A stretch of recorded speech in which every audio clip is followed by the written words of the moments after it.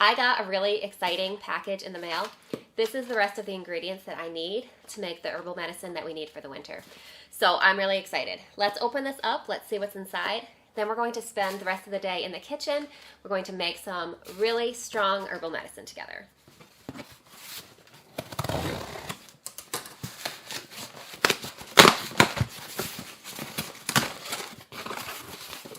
The first thing I got is some nettle leaf. This is not actually something that we're going to use today. This is just something I needed to restock.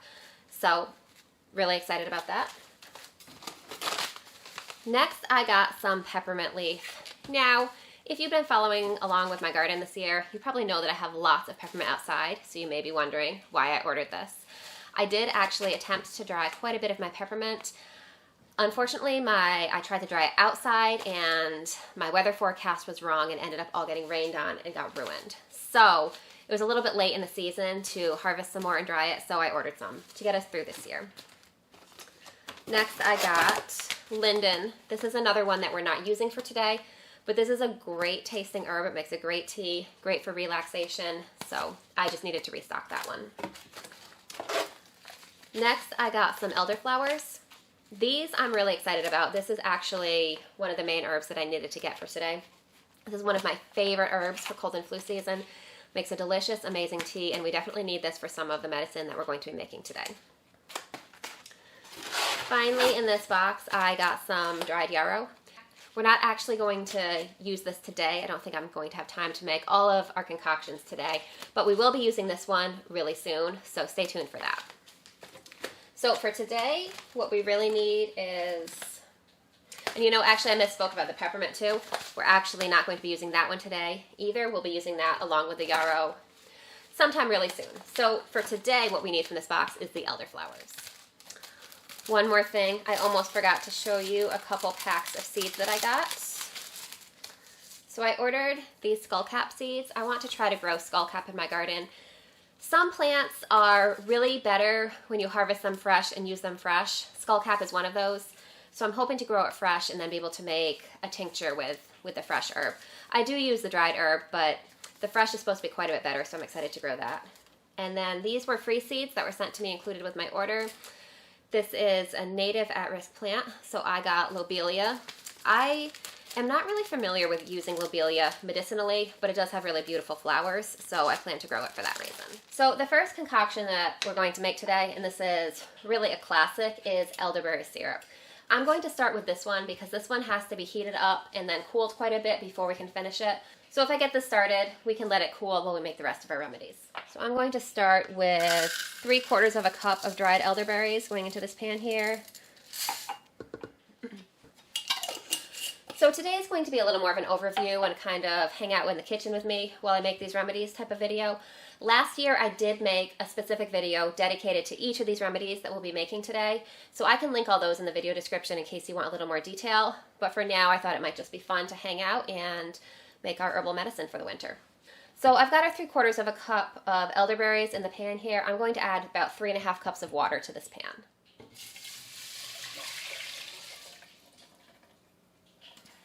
I'm just going to get this started heating up on like a medium-low heat while we add the rest of our ingredients. So I'm going to add just a few cloves. I don't really measure. That's maybe a teaspoon or so of whole cloves. And a couple cinnamon sticks.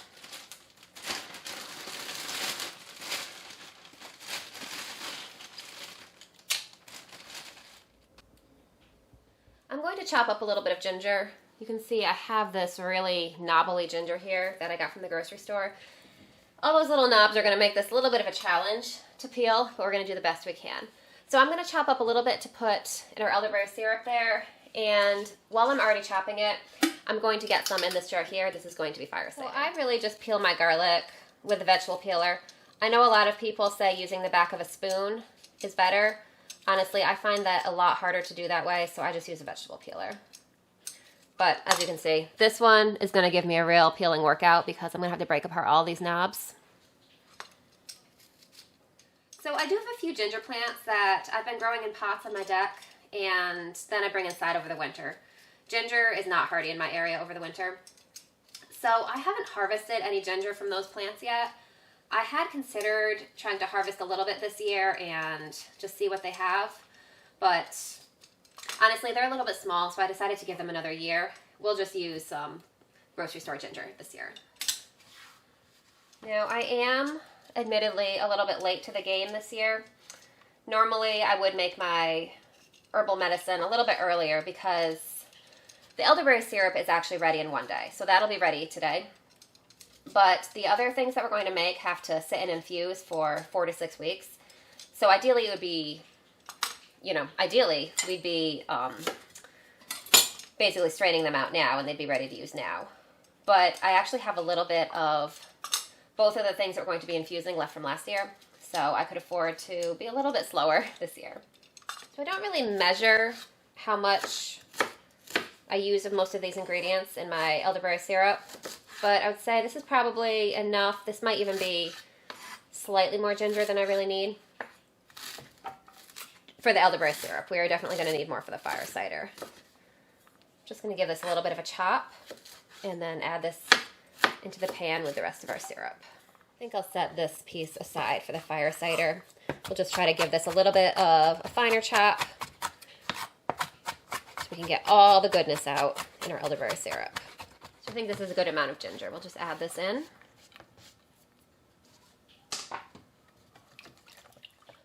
Just going to turn the heat up to about medium now that we have all our ingredients in there. We're just going to let it come up to a light boil, reduce it to a simmer, and then it's going to simmer for a while at a really low heat. I usually let it simmer for at least 30 minutes, probably closer to 45. We want the liquid to reduce a little bit, and we want all of these herbs to really infuse this elderberry syrup with all their goodness. So while that heats up, let's turn our attention to our fire cider. So even though we started chopping up the ginger, I'm actually going to switch gears and we're going to chop up all the garlic for our fire cider. I have here 2 heads of garlic. This is homegrown garlic. These heads are on the smaller side, so I'm going to use 2 of them. You can see all this garlic here. I want to get this chopped up first so that it can sit exposed to oxygen for a little while before we add the vinegar. If you've seen my recipe videos, you've probably heard me mention that garlic has a compound, or it creates a compound when it's exposed to oxygen, a compound called elixir. And that is where most of the medicinal properties of the garlic come from. So it's really best, if you can, to chop your garlic a few minutes before you actually need it. Let it sit exposed to oxygen before you either add it to cook with, before you add heat to it, or before, in our case, we're going to cover it with liquid. We want it to develop as much of that compound as possible. And honestly, most sources that I've read say that the garlic retains a certain level of that compound even after it's processed, even after it's heated up or anything like that. Because we're using this garlic for herbal medicine, we definitely want the highest amount of that compound possible. So I'm not going to really finely chop this garlic. I'm basically just going to smash it. We're going to smash it pretty thoroughly and then give it a rough chop and add it into our jar here.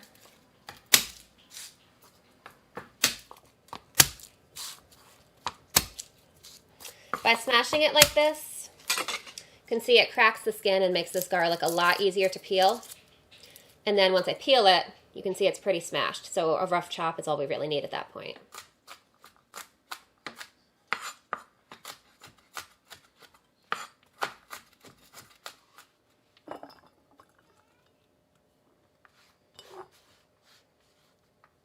So we've got our garlic all chopped up in our jar. So we can let this sit and put it to the side while we prep our ginger. So I've got about this much ginger left. I'm thinking I'll chop it up and I'll see how much it is. I'm not sure if I'll use all of it or not.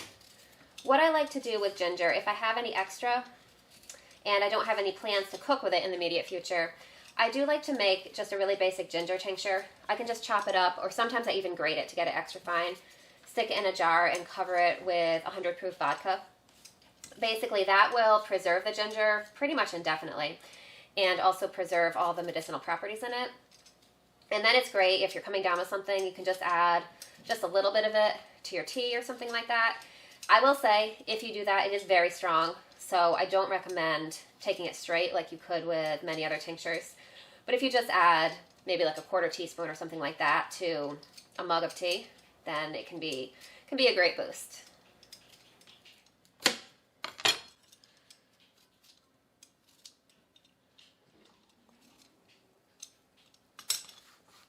Our elderberry syrup just reached a slow boil, so I am going to turn this down. I'm going to put on like a low to medium low heat, and we're just going to let it continue simmering while we finish up everything else. So I'm thinking the amount of ginger I have here is probably a good amount for my fire cider. I don't think I'll have any extra to do anything with. So I'm not going to chop it really finely. You can see I'm doing just kind of a rough chop there, and then we're just going to add it right in with our garlic. Fire cider is definitely a really pungent and warming medicine, so you can tell by the ingredients in it. So far we've got garlic and ginger. We're also going to add onion. We're going to add some cayenne pepper and apple cider vinegar. So it's definitely something to take when you need a little bit of that warming action. It's good for, I actually find that it's really good for congestion. It can just help you feel a little bit better when you're coming down with something, you know, when you kind of feel cold and gross and under the weather. Fire cider is really good for that.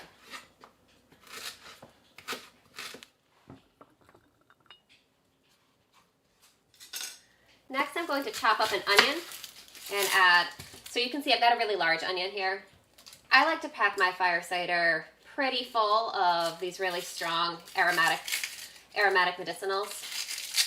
So I'll use this whole large onion here. You could use a smaller onion if you prefer. This is really, it's food medicine. I mean, everything in here, we've got ginger, we've got garlic, we've got onion, cayenne, apple cider vinegar, honey. It's all ingredients that you would normally use as food. So because of that, we don't need to be as precise with how much of everything we're including in it. Many people will also add other things to their fire cider. Now you can find so many different recipes for fire cider.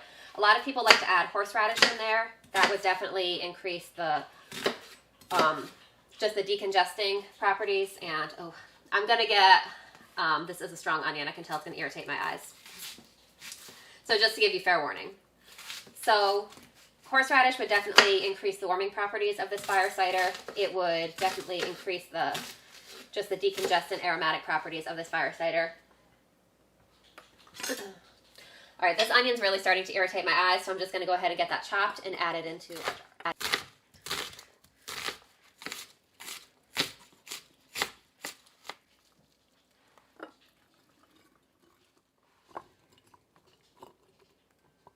So this onion took up a really large portion of my jar. You can see I've actually got a little more left.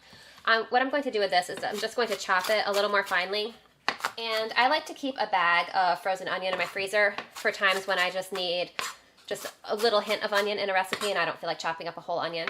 So that is what I'm going to do with the rest of this onion. We'll chop it up a little more finely and add it into that bag. So we actually need some cayenne pepper for this. I do not have any fresh cayennes right now, but I think I have some dried in my medicine cabinet. Not the traditional medicine cabinet, in my herbal medicine cabinet. So let's go take a look. If you guys promise not to judge me, not to judge my organizational skills when it comes to this cabinet, I will let you see inside. So this is admittedly pretty messy in here. And up here, cayenne peppers. This is what we need. While I'm in here, I'm going to grab, I think these are my rose hips. Grab these two. So usually I try to make my fire cider during the end of the garden season, and I'll have things like jalapenos that I can throw in there. I don't have any of those right now, so I'm going to put an extra cayenne in there. I usually just do one cayenne and a couple jalapenos. We'll do 2 cayennes. Now, these are dried, and when I dried them, I split them. So you can see there's quite a bit exposed. So I don't need to really chop them up very much. I'm just going to give them a quick little chop. Now, as I was saying before, some people also like to add horseradish to their fire cider. Some people will add things like citrus, lemons, oranges. I did add a whole lemon one year, which we sliced it up and added a whole lemon, and I really didn't like it. That's personal preference, but I found that the rind of the lemon made the fire cider really bitter, and we really didn't like that. So since then, I choose to leave the lemon out of there. We are adding our cayenne. A lot of people will also not include their cayenne in the original fire cider. They'll just make it with the other vegetables. And then when they strain all these vegetables out of the vinegar, they'll add cayenne powder in along with the honey. That's another option too if you don't have dried cayenne on hand. So I've got here, this is raw organic apple cider vinegar with the mother. That's what you want for this kind of medicine. So we are going to just top this off and make sure that all of these vegetables are completely covered.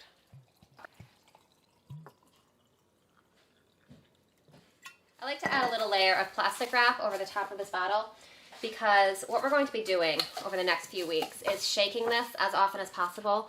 And this vinegar is obviously very acidic. We don't want that acidic vinegar to come in contact with the metal lid. So I'm just going to leave this out somewhere where I can see it. I don't want it in direct sunlight, but I do want it out on my counter where I can see it regularly, so I remember to shake it. I'm going to try to shake it at least once a day for the next 4 to 6 weeks. I usually wait about 6 weeks. Then what I'm going to do is I'm going to strain out all of this garlic, ginger, onions, and cayenne peppers. We're going to strain that all out. That's going to free up quite a bit of space in this jar. And then we are going to add raw honey. Now that's something you can kind of do to taste. I would say it may depend on how you're planning to use the fire cider. Are you planning to take it straight, add it to tea, use it as a salad dressing, just however you want to use it. The honey, as I said, is to taste.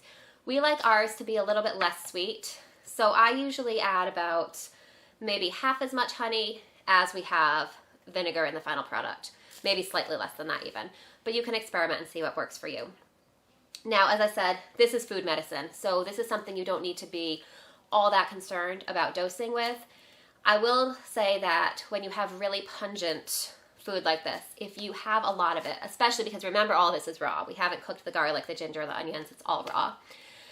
I will say that I've noticed if you take a lot of that, it can raise your metabolism. So I wouldn't take a lot of it close to bedtime. You may find that it interferes with your ability to sleep. And just really pay attention to your body and see how it responds to these herbs, because different herbs affect different people differently. And you just want to pay attention to how it's making you feel. If it's not making you feel right, then it's probably not an herb that's right for you. So this recipe is extremely flexible. You can play around with this. You can leave anything out that I put in here. You can replace it with other things. This is basically just a guideline and a method. It's not a hard and fast recipe. So definitely have fun with this one. Let's check on our elderberry syrup. As you can see, it's steaming gently. This is what we want. We want to just let it go low and slow. Now, as I mentioned with the fire cider, when you're using any herbal medicine, honestly, any medicine, but herbal medicine, we kind of dose it ourselves. We're not relying on a doctor to dose it for us. So you really need to pay attention. Of course, pay attention to how it affects your body. I also really encourage you to do your research about any herbal remedy, because while the herbs that I'm using today are generally considered safe herbs, that doesn't mean they're safe for every person in every situation. All of our bodies are so different, and we all have different medical conditions, different ways of metabolizing things. So I definitely encourage you to do your own research and decide what you feel comfortable using for your own body and for your family. Now, all that being said, let's get started on our final project of the day, and this one is my personal favorite. So this last recipe that we're going to make is kind of a beefed up, kind of grown up elderberry syrup. I actually personally prefer it to elderberry syrup. This one does have an alcohol base. This is made with brandy. So I do like to have the non-alcoholic elderberry syrup on hand as well. So this one, the nice thing about making an alcohol-based medicine is that it has such a longer shelf life, and I feel like the alcohol does really pull a lot of constituents out of the herbs that the water may not always get. So I think that this is great medicine. It's also got some extra herbs in it that I think are really helpful. I like to take this when I feel like I've been exposed to something, or I feel like I may be just starting to get sick. I take a frequent dose for the first day or two, and honestly, I find that there have been times when I know I've been exposed to something and I feel the very beginnings of coming down with something. If you take this kind of medicine right at the beginning of it, sometimes you're able to ward it off completely. So I can't speak highly enough about this. We've had great experiences with it, and I love this one. So in this jar here, I'm going to start with 2/3 of a cup of dried calendula flowers. This is actually calendula that we grew in the garden this year. So calendula is known for skincare, but often its lymphatic properties get overlooked. Calendula is also really great for your lymph system and helping promote lymph drainage. And honestly, when you are getting sick, you know you get those swollen glands. That's your lymph system trying to purge those toxins and that stuff out of your body. So all the support that we can give it, I find that a lot of times that will help me to recover faster or sometimes even avoid getting sick in the first place. So I love calendula for that. Also want 2/3 of a cup of dried elderberries.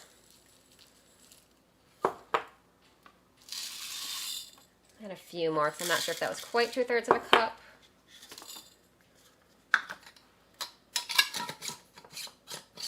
Next we want 1/3 of a cup of dried elderflowers. You can see I have this measuring cup partly full. These are actually elderflowers that we grew and harvested from our garden this year, but I needed to get some purchased elderflowers to top this off.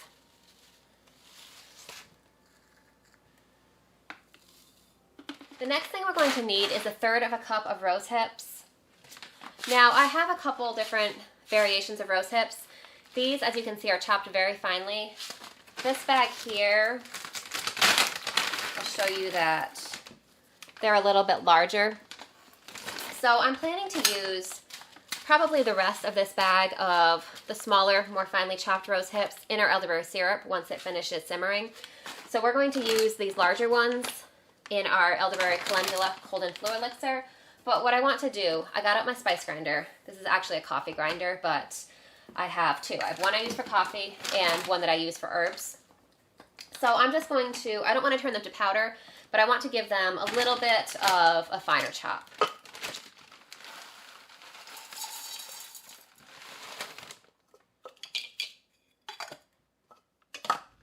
So as you can see, they're chopped up a little more finely. So I want to measure out 1/3 of a cup of these chopped up rose hips. And it looks like I estimated almost perfectly. I'll chop up a couple more.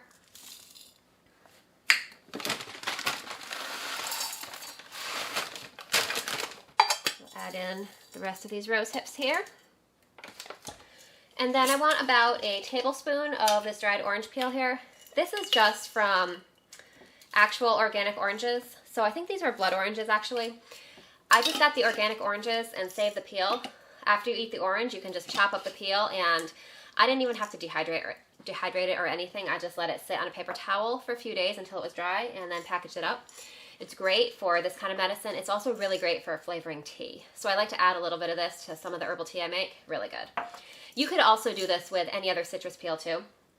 I just, personally, I like to, if I'm going to use the peel that way, I like to make sure it's an organic fruit, just to reduce the amount of pesticides or artificial chemicals that could be on the peel. But whatever citrus fruit you use, you could definitely make some delicious tea blends with that. And I just realized the final ingredient that I need in this is actually ginger. I know I used up all the ginger in the fire cider, so it looks like I am going to have to harvest a little bit of ginger from one of my plants. So let's take a look and see what we've got going. This is a really small ginger plant, so I'm not really sure what to expect. I'm just going to feel around because I don't want to have to use the entire plant if I don't have to. So as you can see, my ginger plant, as expected, is actually fairly small. So I think what I'm going to do is I am actually going to use this whole plant. I do have another larger ginger plant, and I don't know, we'll take this out and we'll see what I feel like when I get it over to the cutting board. So keep in mind that I know nothing about growing and propagating ginger. I'm just kind of experimenting. What I did was one of these little knobs on the end came off when I was washing it. So I replanted that knob, and I'm going to take these roots here and I'm going to remove these thick fibrous roots. I'm going to replant them, and I have no idea if this is going to allow, if these are going to continue and make new ginger plants. I have no idea. But I'm going to try it and see what happens. I will be sure to keep you guys updated on this little experiment as it goes. I'm not incredibly hopeful, but I figured it wouldn't hurt to try. Another experiment I'm going to do, I have no idea if this is going to work. I'm going to cut off these shoots of the ginger and put them in this glass of water, and I'm going to see if they will root. I'm not, again, extremely hopeful about that, but I figure it doesn't hurt to try. So again, if I have any success with this, I will definitely update you guys. So I'm just going to let this grow and we'll see what happens. So because this ginger is really fresh and really soft, I'm not even really going to bother peeling it. I just make sure to clean it really well to get any last little bit of dirt out. And this smells really good. It smells really good and fresh. I am very curious about this.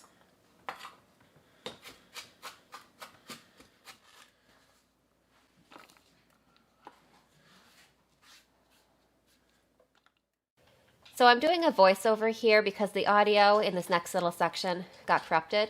But once you have all your herbs in the jar, you want to add enough brandy to cover them. I'm going to add enough to cover the herbs just by about an inch or so. We want to make sure that we leave enough space to add some honey on top of the brandy and also to be able to shake it up. So you can see here I have the jar showing the herbs, and we have enough brandy to cover them by about an inch. Here we're going to add some raw honey. I'm adding some really good quality raw organic honey here, and it's important to make sure that it is raw honey because that's going to have all the active medicinal properties in it. There isn't really a specific measurement for the amount of honey that you want to add. I do it to taste. I basically add enough so that I have space to still shake it up. So I'm going to add a little bit of plastic wrap to the top of this one as well so that we can shake it up without it coming in contact with the jar. So it's so pretty with all the layers in there, it's almost a shame to shake it up, but that's how we're going to get it to really extract. So let's go ahead and give it a shake. So I'd say we've gotten a lot done today. We've got our elderberry calendula mixture extracting. We've got over here, we've got our fire cider extracting. And over here, the elderberry syrup is still lightly simmering. I think this is probably actually about done. So all I'm going to do to finish our elderberry syrup is I'm going to let it simmer for a few more minutes. Honestly, that'll probably be close to an hour, but I really do like to let it simmer quite a long time. Now what I'm going to do is, when I'm done simmering it, I'm going to turn off the heat and let it cool a little bit. We are going to add probably all of these rose hips, and I'll probably add a tablespoon or so of that dried orange peel that I showed you. I like to add those things at the end after it's done simmering, because they both have a really high vitamin C content, which of course is great for your immune system, especially when you're getting sick. And the elderberries do as well, but a lot of that vitamin C is destroyed by the simmering process.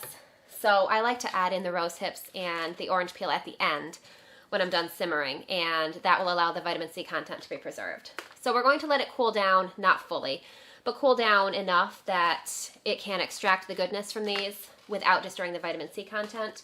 Then I'm going to let it cool down even a little bit more, and I'm going to add some raw honey to that. What I like to do with my elderberry syrup is actually to freeze it. I know a lot of people use elderberry syrup as a daily preventative, they take a spoonful of it every day. In my house, we don't like to do that. We reserve it for when we're actually sick or when we've been exposed or feel like we're getting sick. Now, everyone's going to have their own personal opinion on that, so do your own research and decide what's right for you. In my experience, it tends to be more effective, for us at least, when we don't use it every day, when we use it just when we've been in a high germ situation or we feel like we might be getting sick, something like that. So I prefer to do that. Because of that, we don't go through it all that quickly, so I keep it in the freezer, partly to extend the shelf life, and honestly, my kids just love it when it's frozen, so we like to do that.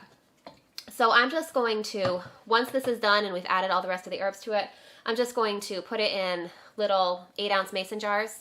Those are one of the types that is freezer safe, the little straight 8-ounce ones. And we're going to put them in our freezer. We're just going to let them freeze, and we'll just pull it out and take a spoonful of it when we need it. So thank you guys so much for hanging out with me in my kitchen while we made herbal medicine together. I hope that you enjoyed making all this medicine with me. And again, I am going to link the videos that I have for each of these individual products. In those videos, I do a start to finish, so you can see every step that we do.